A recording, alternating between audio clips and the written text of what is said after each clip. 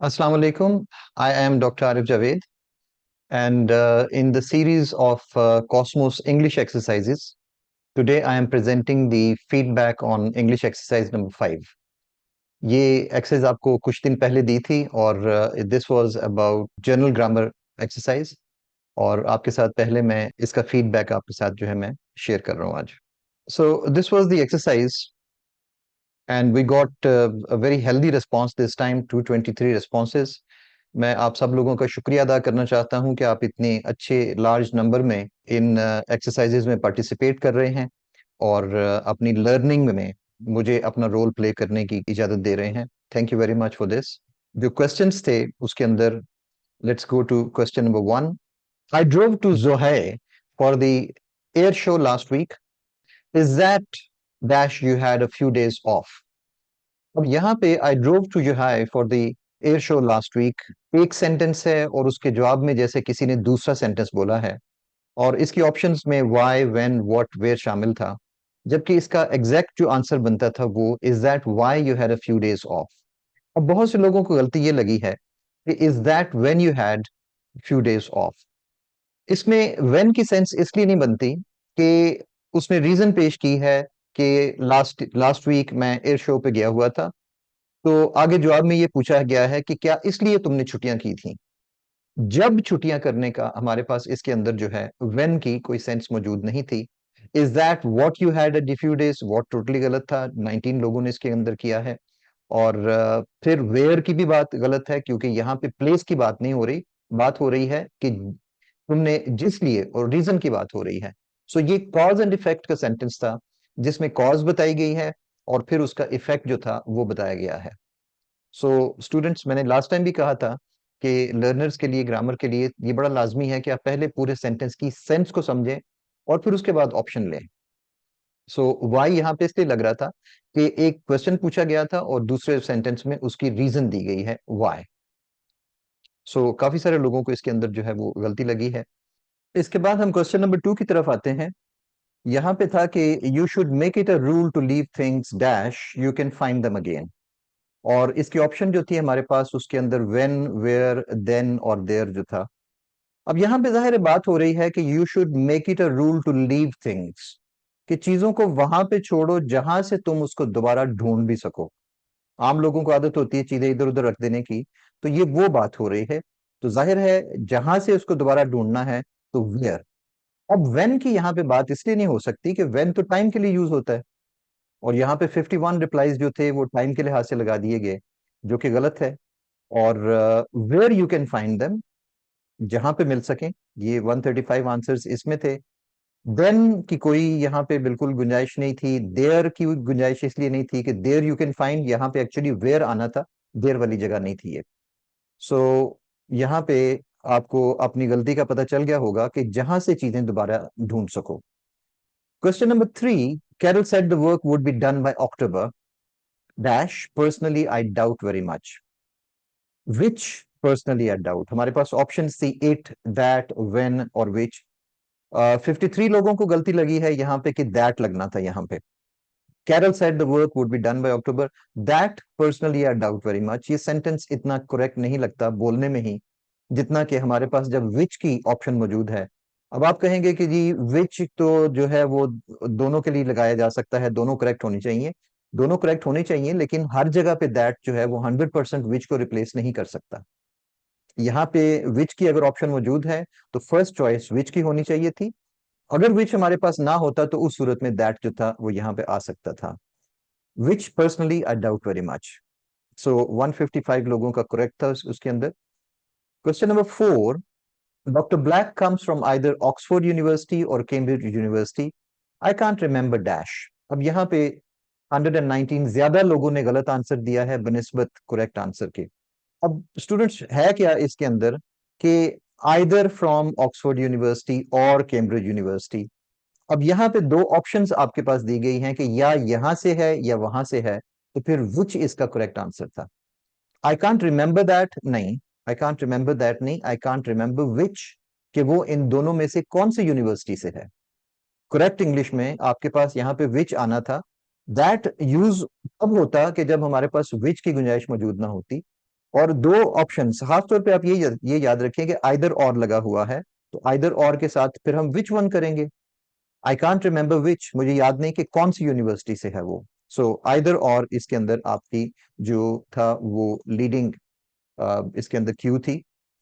Next question number 5 में, why do you want a new job dash you have got such a good one already. ये लोगों को ठीक लगा। इसके ऑप्शंस में दैट, वेयर, विच, व्हेन, जाहिर है why do you want a new job that you have got a good one already, when. So आपके पास सेंस जो बनती है इसकी वो व्हेन, जबकि तुम्हारे पास ऑलरेडी मौजूद है। दैट नहीं था हो सकता ना। अगर हमारे पास व्हेन ना होता फिर शायद आप कोई और ऑप्शंस दे सकते थे, लेकिन व्हेन 100% करेक्ट है इसका। और अच्छा है कि इसको अबाउट 83% लोगों ने इसको करेक्ट किया। क्वेश्चन नंबर 6 में, we couldn't buy anything because dash of the shops were open।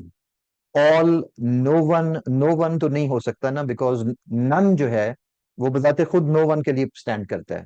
None खुद नो वन को रिप्रेजेंट करता है। नन ऑफ द, जो इंग्लिश का एक्सप्रेशन है, that is none of the plural noun. none of the plural noun. We couldn't buy anything because none of the shops were open. So no one of the shops नहीं आएगा यहाँ पे। none of the shops, आप rule लिख लें, none of the plus plural noun। nothing बिल्कुल गलत था। all of the shops were open। देखें all क्यों नहीं आ सकता यहाँ पे। we couldn't buy anything, ये कोई बात तो ना हुई कि सारी दुकानें खुली थी इसलिए हम कोई चीज ना खरीद सके, नहीं, कोई भी दुकान नहीं थी खुली, none। that is why। इसके बाद question number 7, I asked two people the way to the station but dash of them knew. अब यहाँ पे हमारे पास जो मेन चीज पहचानने वाली थी वो टू पीपल था, और टू पीपल के लिए नाइदर यूज होगा। नाइदर कह लें, नीदर कह लें, दोनों को नहीं मालूम था। आप में से दो लोगों ने लिखा आइदर ऑफ देम न्यू। भाई उनको रास्ते का मालूम होता तो सेंस तो ये बनती है कि मैंने रास्ता तो पूछा लेकिन किसी को भी मालूम नहीं था। नन की आपको यहाँ पे गुंजाइश वो बन सकती है, नन का बाज लोगों को गलती लगी है वो ठीक है, लेकिन आइदर की या बोथ ऑफ देम न्यू, दोनों को पूछा दोनों को मालूम था, तो ये सेंस ही सेंटेंस की जो है वो गलत बनती है। नाइदर, जब आपके पास दो लोगों का आ रहा है, या इसको या उसको, लेकिन दोनों को मालूम नहीं था, तो फिर नन के बजाय नाइदर यूज होगा अगर दो के दरमियान कंपैरिजन है। Question number 8, what's the name of the man dash. अब ऑप्शंस में है यू बोरोड दिस कार, कोई क्वेश्चन कंप्लीट नहीं होता। Which car you borrowed, man के बारे में पूछा जा रहा है, मैन का नाम पूछा जा रहा है, विच कार तो हो ही नहीं सकती। Whose car, whose car you borrowed, जिसकी, what's the name of the man जिसकी कार तुमने बोरो की थी। सो 95% आंसर्स इसकी करेक्ट है, 212, that's very good. And then question number 9, Colin told me about his new job dash very much where he is enjoying। Job के बारे में where की बजाय विच आएगा, विच ही इज एंजॉइंग।